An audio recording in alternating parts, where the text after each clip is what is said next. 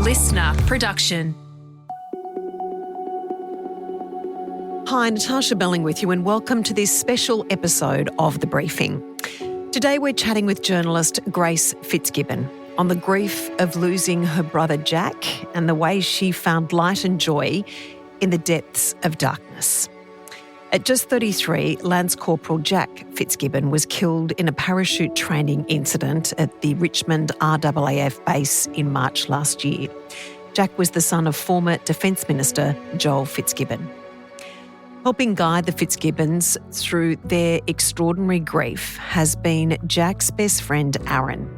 In a twist of fate, like a script from a Hollywood movie, through the tears and turmoil, Aaron and Grace fell in love and are now celebrating falling pregnant with a beautiful baby who is due around Christmas.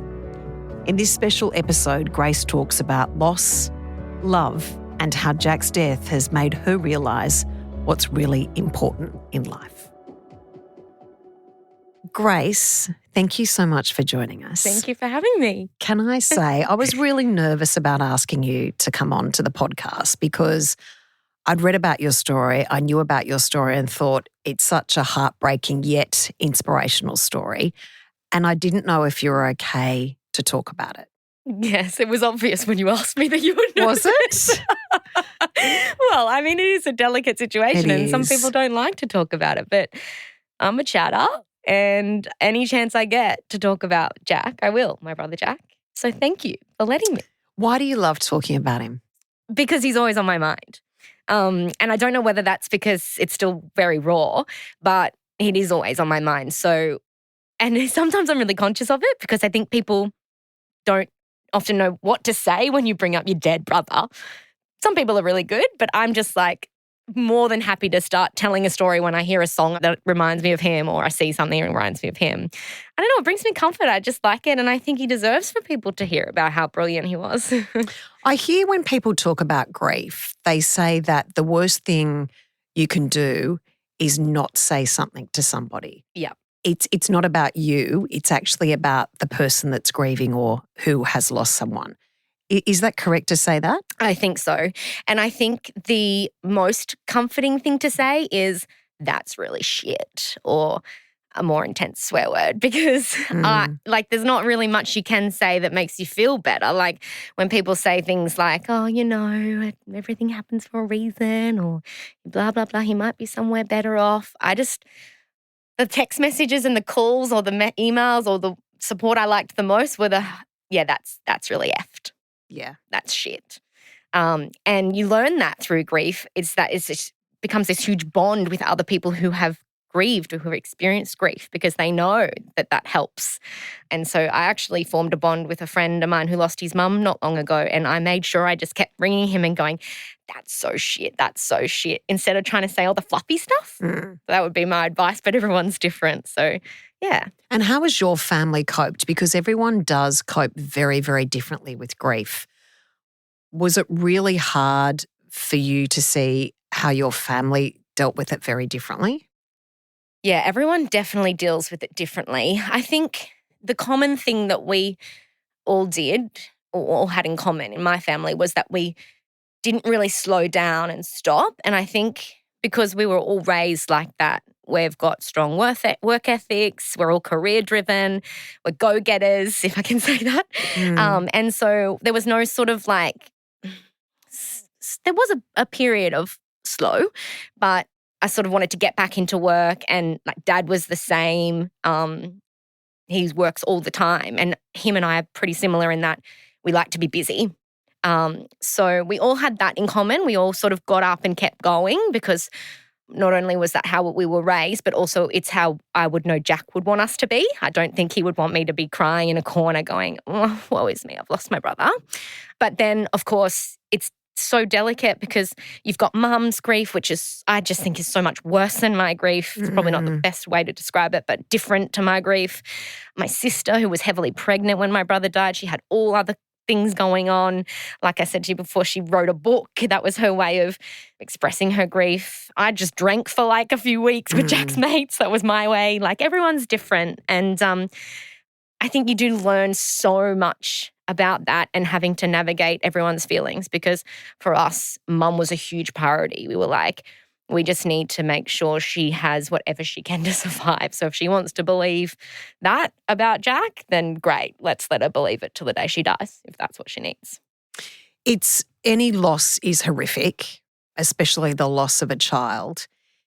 They sometimes say, look, when someone has cancer, it's not easier, but there's a time to process, although it is still horrific when there's the finality of your loved one passing away. But then others say when it's an accident, it's the suddenness of it where in 2 seconds when you receive that phone call, your whole world is turned upside down and will never be the same again. Is that a right analogy? I think about it all the time. I think, what would you prefer? Would I have preferred to have been spending all my time with Jack? Probably. But would he have wanted to be in a hospital bed? Absolutely not. So I think for us, knowing that he died doing what he loved to parachute. Like, I remember when he got his paratrooper title, he was over the moon, like to the point where he sent a message to our group chat saying, paratrooper baby or something like that, which he would never do because Jack was just like so like too cool. So I think it's so hard to answer that because, yes, if I'd have known he was going to die, I would have done everything differently. But at the same time, what does that mean? Does that mean he was sick? Which he would have hated, like he was so capable, so fit, so brave. Like, I mean, he jumped from the sky for a living. He didn't want to be in a bed. So yeah, I do think about that all the time. And I just, honestly, I don't know. I don't know what's better. Has it changed you as a person where all of us think today could be the last day that we see someone and that what we stress about or worry about in life actually doesn't matter? 1,000%. 1,000%. I was even thinking about that on the way here. I was like, how do I say that grief has in some ways done me good? Because I don't sweat any small stuff anymore. I don't care about any little insignificant problems. I don't know if this will wear off, but like even if I can say with my career, like I was so career driven, but now I'm just like, I just want to be with my family. Like it's so important. And so I struggled in the first sort of 6 months after losing Jack because I really couldn't empathize with people when they would say like, my car broke down or something like that. Because I'd be like, well, are you dead? That job, or I didn't get that job, or I'm stressed about this, or, I didn't make it this time at this. Everything else seems really superficial. Is that 100%. But I think that's a good thing in a way. It's like a silver lining because I hope that I can sort of carry that on throughout my life and pass that on to my children in terms of like having a broader perspective of things and what's important, because maybe I wouldn't have, I wouldn't be putting so much effort into my family now that I do. Like I'm constantly sort of contacting them, traveling home to see mum and dad, things like that. Maybe I wouldn't have done that. I probably can certainly say I wouldn't have done that if we didn't lose Jack. And so hopefully I'll look back in a decade and go, thank God I had that amazing time with mum and dad before they got too old and things like that. So it's definitely changed my perspective on everything. And one, to lighten the mood a little bit, my brother loved a beer. Most high-functioning alcoholic ever. Mum will hate that I say that. But for some reason, on the week that he died, he decided to do a fitness challenge where he was going to give up alcohol. And so the irony of him being so sober when he died, because the night before he jumped, they went to the pub, as they do, because they're always traveling to jump. He didn't have a beer. And I always think, have the beer. Now I think have the beer because you could be dead tomorrow. Yeah. And I think how funny that is that he would be like, shit, I should have had that baby. Should have had that beer before the day. Can we talk about that day, Grace, on the 6th of March, 2024? Because I've read the article you've written about this experience so much, about for whatever reason, which we'll get to in a moment, about how your life has changed and out of grief and loss, you've had incredible happiness and joy. But that day you wanted to get in contact with Aaron, who is now your partner, who was Jack's best friend. Can you tell us about that day? Yeah, so we knew Aaron as Cobb. Jack would just call him Cobb. And he had brought him to family Christmas one year. He was just like Jack, military vibes, didn't say much, went to the pub. And Jack would spend a lot of time with Cobb. Whenever I'd text him saying, who you with, he'd say Cobb.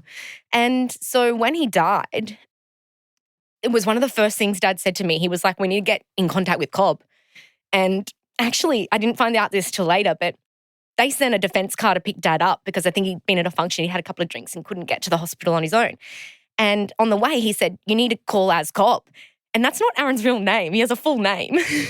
Wow. And so they're going, as Cobb, who is that? And it took them a while to figure it out, I think, from memory. But in the meantime, I was doing the background work, because I had him as a social media friend going, I just need to message him and hope he's awake. Right. And I texted one of Jack's best friends from home and I said, do you have Cobb's number? And he said, I don't, but I can get it. Is everything all right?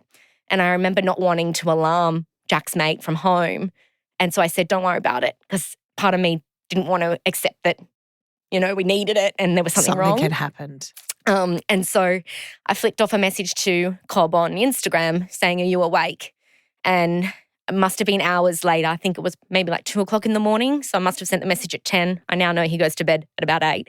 And he said, I am now.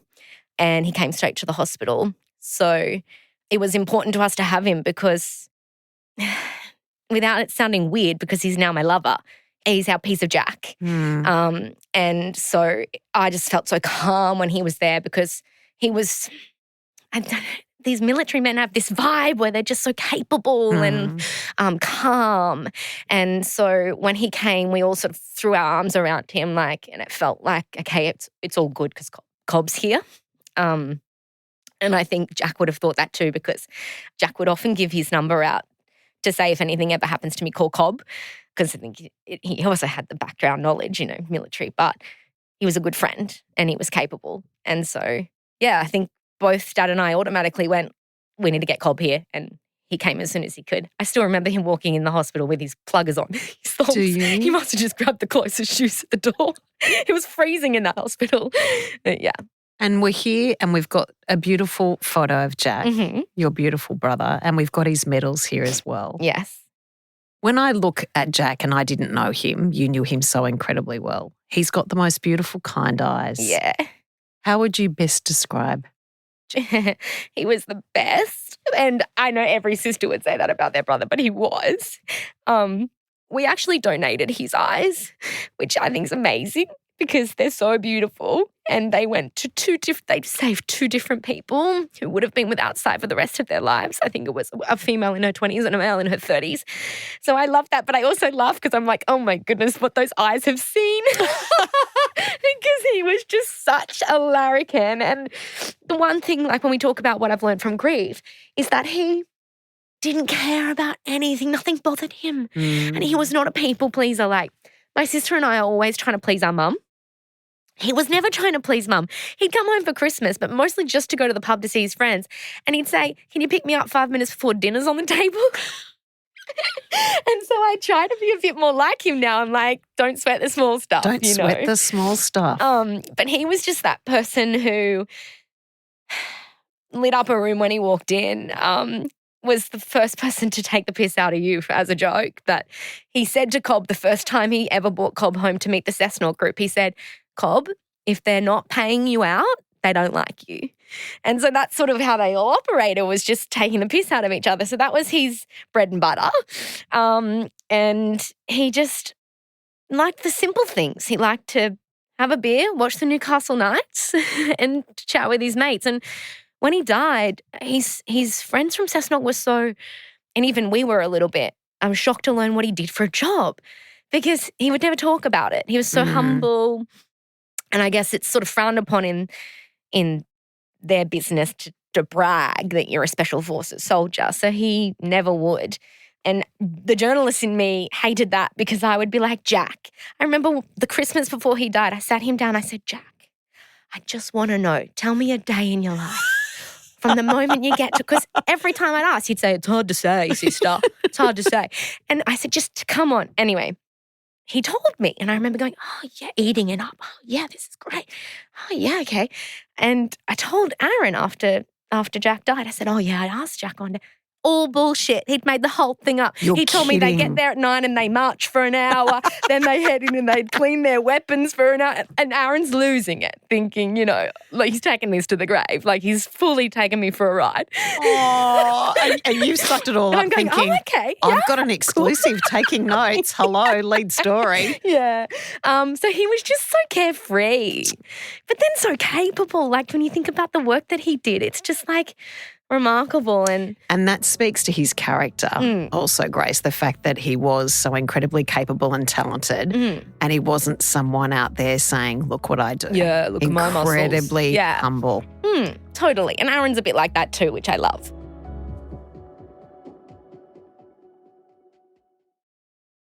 So let's talk about Aaron. So this is what is so incredible about your story.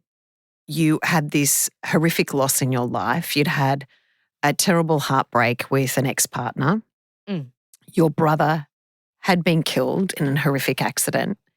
And then out of the depths of despair and horrific grief, you fall in love with your beautiful brother's best friend. Yeah.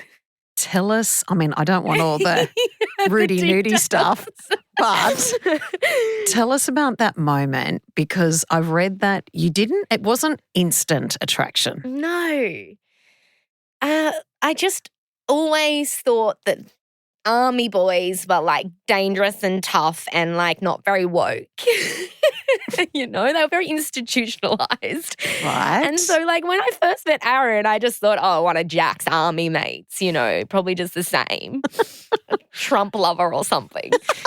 And so I never really looked at him like that at all. Like, when you just don't even, it's like you've got a glasses Of course. on. He's like your brother, right? Yeah, totally. But in hindsight, I'm like, what's not to love about him? He's so gorgeous. And so, like, we were social media friends. So sometimes he would, like, slide into my DM with a joke or something. But I would never think twice about him. Sorry, Aaron, if you're listening.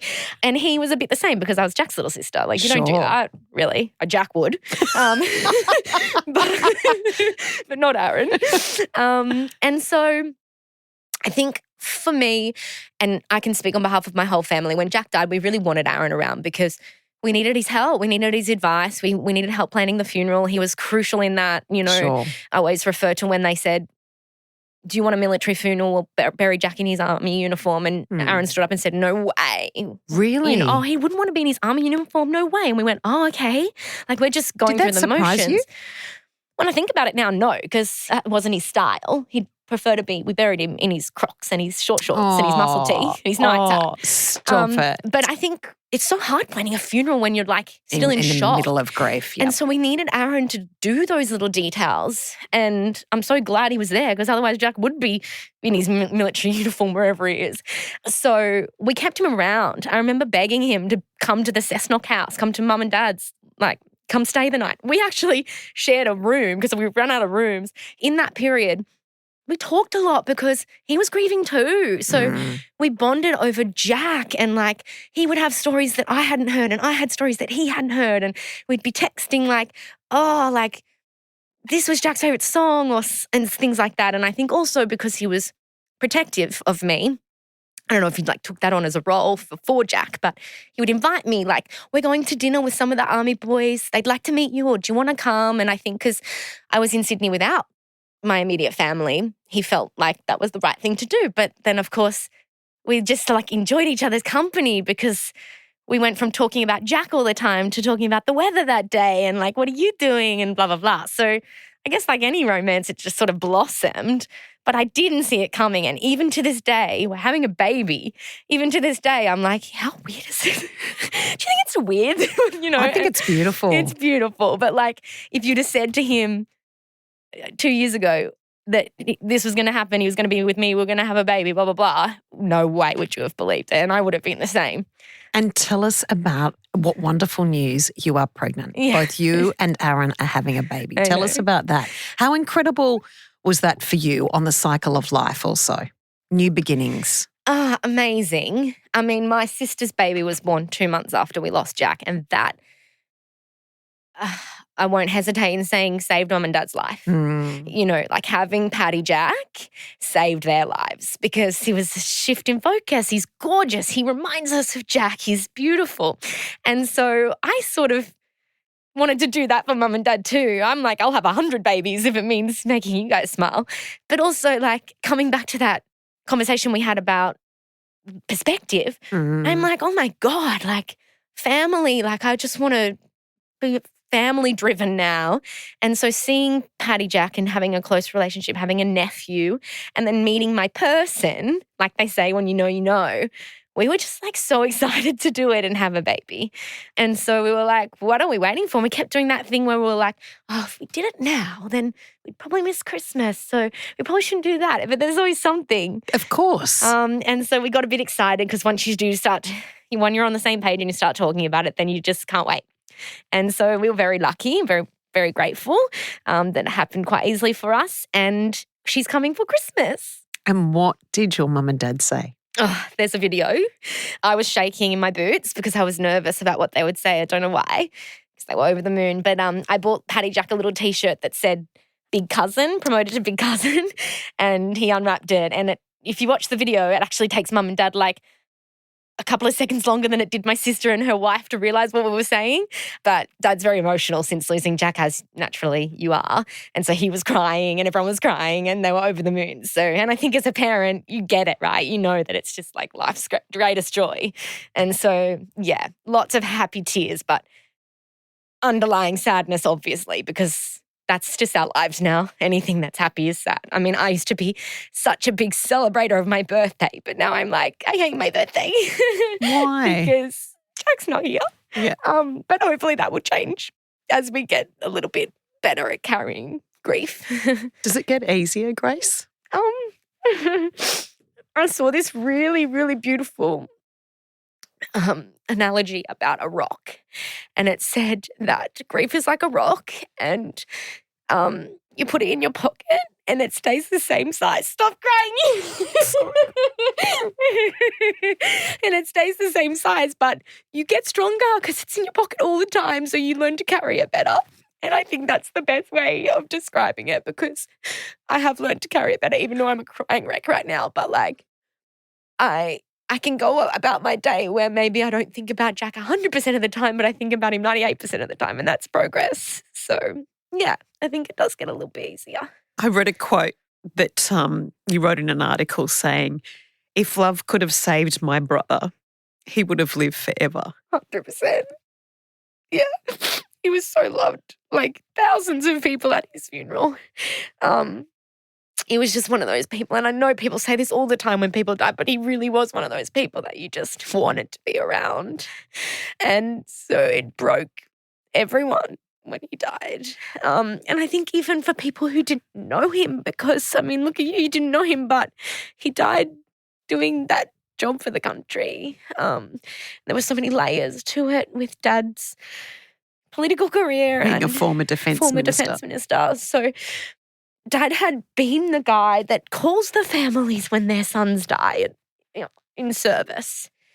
And so I think, yeah, as I said, it's got so many layers. And so even for people who didn't know Jack, it was really sad. It was really sad. So if love could have saved him, 100% it would have, because we all just adore him. Heartbroken and adore him. Yeah. For you, Grace, there are so many people right now that are going through, and that's why I wanted to speak with you, is because your story is so inspirational in the concept that what message would you give to people who are in the depths of absolute despair? People go through horrific things, and I'm sure you were there, like everyone's been through enormous grief and loss, that you can't see the light at the end of that incredible dark tunnel. What would you say to them?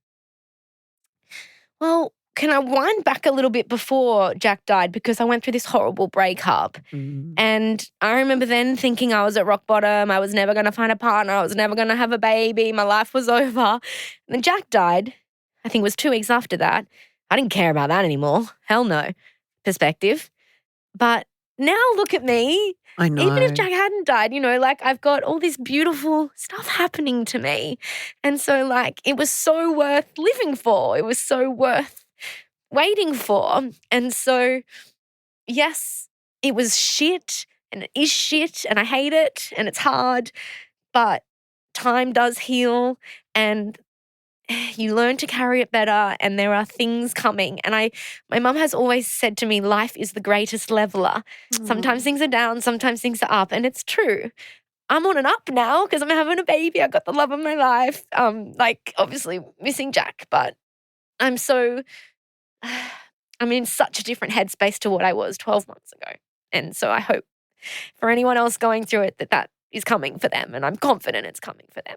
And for you right now, as you said, this incredible light has been brought into your life after incredible darkness.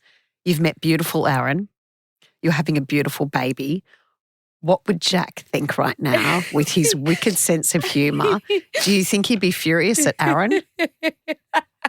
We always laugh about this. I don't know. I think if he was here, he would think it was so weird. I have a text message from him where he said he was at the pub with Cobb, and I wrote back, tell Cobb I said hello with the face emoji. Just, I'm a lover. Yeah.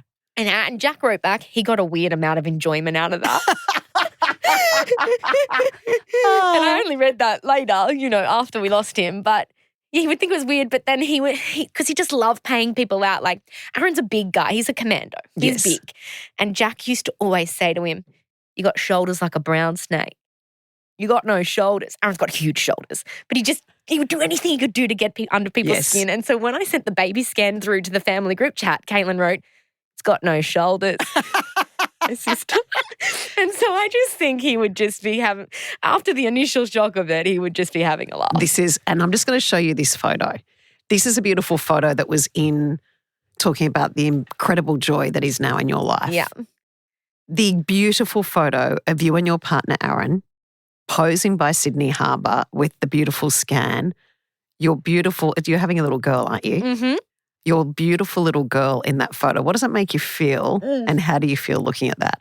Wild. I can't believe it. It's all just so wild.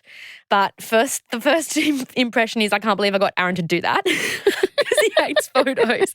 But look at his face. I mean, he's like infamous for not smiling with his teeth. He hates smiling with his teeth. And so I had so many of his friends write to me being like, I've never seen Aaron smile like that. Like, he looks so happy, which makes me so happy because he is so thrilled at having a little baby. And he's in love with you. Yeah. How could you not be happy?